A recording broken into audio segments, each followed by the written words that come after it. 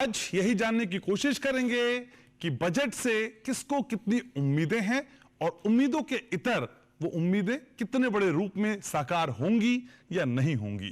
मेरे साथ बेहद खास मेहमानों का खास पैनल जुड़ रहा है। तारुफ में आपके कराता हूं। मेरे साथ जुड़ रहे हैं डॉक्टर कृष्णवीर चौधरी, भारतीय किसान संघ के अध्यक्ष हैं। अब बताएंगे आपको कि किसान कितनी उम्मीदें लगाए बैठे हैं। स्वागत सर आपका। अविनाश चंद्रा मेरे साथ जुड़ रहे हैं, पत्रकार हैं, बारीकी से हर खबर पर नजर रखते हैं और आज इन्हीं की बारीकियों का फायदा हम भी उठाने की कोशिश करेंगे। पवन कुमार मैठाणी साहब कई बार मेरे शो का हिस्सा रहते हैं, आज भी शो का हिस्सा है, सामाजिक कार्यकर्ता है, लेकिन बताएंगे आम आदमी क्या उम्मीदें लगाए बैठा है। मेरे साथ आकाश जिंदल जुड़ रहे हैं, अर्थशास्त्री हैं, टैक्स एक्सपर्ट हैं और मैंने टैक्स गुरु भी कहता हूं। आकाश, स्वागत हमारे शो में आपका। धन्यवाद। तो फिर आज चर्चा की शुरुआत इसी बात से कि कितनी उम्मीदों भरा ये बजट होने वाला है। शुरुआत आकाश जिंदल आप ही से। तो आकाश, बहुत सारी उम्मीदें हैं, बहुत सारी आकांक्षाएं हैं, उन उम्मीदों के साथ इस बजट को आप कैसे देखते हैं? आपका विश्लेषण क्या है? किस तरह के कयास फिलहाल हम लगा सकते हैं? घनश्याम जी, बहुत बढ़िया आपने शुरुआत की है। बहुत सी उम्मीदें हैं, बहुत सी एक्सपेक्टेशन है और सबसे बढ़िया चीज ये है कि इस बार सरकार पूरी तरह बैटिंग पिच पे है। इस बार एक्सपेक्टेशंस, अपेक्षाएं, आकांक्षाएं पूरी होने की बहुत बहुत पॉसिबिलिटी, क्योंकि सरकार को बहुत बढ़िया तोहफा मिला है आरबीआई से, बहुत बड़ा डिविडेंड मिला है 2.1 लाख करोड़ का। तो जो फिस्कल डेफिसिट है वो कम हो गया है।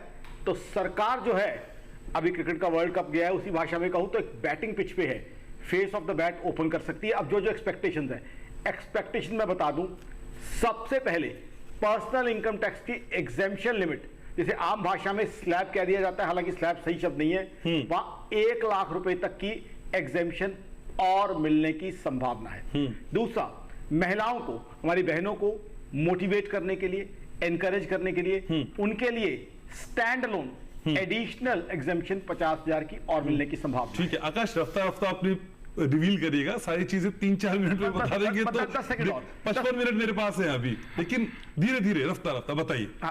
तो मेरे हिसाब से सबसे पहले तो टैक्स कंसेशंस काफी होंगे। अच्छा। इनकम टैक्स के, जैसे आपने कहा डिटेल बाद में देंगे। पर्सनल टैक्स, हाउसिंग लोन को घर देने की जो प्रक्रिया है, क्योंकि यहाँ इस सरकार का नारा है हाउसिंग फॉर एवरीवन, उसके लिए काम किया जाएगा, उसके लिए टैक्स कंसेशन दिए जाएंगे। हेल्थ इंश्योरेंस में टैक्स कंसेशन दिए जाएंगे।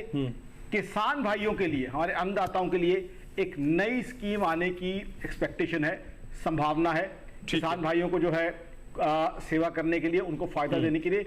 उसके अलावा इंफ्रास्ट्रक्चर पे मेगा फोकस होगा और मेन फोकस इस बार क्या होगा? 2 चीजों पे, एम्प्लॉयमेंट जनरेशन, दूसरा इन्फ्लेशन रिडक्शन, क्योंकि इन्फ्लेशन के दोनों डेटा जो 2-3 दिन पहले आए हैं वो अच्छे नहीं हैं। तो अब हम जानते हैं पीछे इलेक्शन का वक्त रहा, जनरल इलेक्शन में 2 चीजें ऑपोजिशन ने मेनली उठाई हैं, अनएम्प्लॉयमेंट और इन्फ्लेशन। हालांकि हिंदुस्तान में दोनों ही चीजें ग्लोबल एंगल से देखा जाए तो काफी ठीक है, या अनएम्प्लॉयमेंट भी उतनी नहीं है, इन्फ्लेशन भी कंट्रोल में है। ठीक है, बट इन दोनों के ऊपर काफी फोकस होगा और मैं आपको बताऊंगा क्या। आकाश, उम्मीदों के कैनवास पे आपने एक बड़ी पिक्चर तो उकेर दी है, बता भी दिया कितनी उम्मीदें, लेकिन सर मुझे इसके पीछे का मैकेनिज्म समझाइए।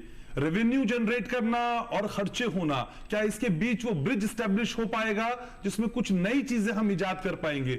उम्मीदें करना ठीक है, लेकिन क्या वास्तविकता है? क्या हम उस प्लेटफॉर्म पे हैं जहां हम पुरानी चीजों को और इनहेंस करके नई चीजों की शुरुआत कर सकते हैं? Ghanshyam ji, I thank you for asking this wonderful question. बहुत ही प्रैक्टिकल क्वेश्चन पूछा आपने। सुबह से चौथा शो कर रहा हूं, इतना बढ़िया सवाल किसी ने नहीं पूछा। जी हाँ, इस बार वास्तविकता यह है कि पहले तो फिस्कल जो है डिफरेंस जो है, यानी कि आज की तारीख में फिस्कल डेफिसिट उतना नहीं है जितना एक्सपेक्ट किया जा रहा था। जीएसटी कलेक्शन या और चीजें बहुत अच्छी हुई हैं। आपको बताऊं, पीछे 2,10,000 करोड़ तक की जीएसटी कलेक्शन ग्रॉस अप्रैल के महीने में हमने की है। उसके अलावा आरबीआई से बहुत बड़ा डिविडेंड आया है 2.1 लाख करोड़ का।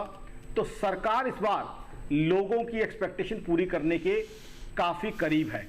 तो ऐसे में वो जो ब्रिज आप कह रहे हैं, वो ब्रिज काफी हद तक एस्टेब्लिश हुआ। और दूसरा, इसमें एक ब्रिज और बनेगा। पर्सनल इनकम टैक्स में जब एग्जेम्पशन दिए जाएंगे तो लोगों के हाथ में पैसा आएगा, पैसा जाके बाजार में खर्चेंगे, उससे और टैक्स जनरेशन होगी, जीएसटी कलेक्शन और बढ़ेगी।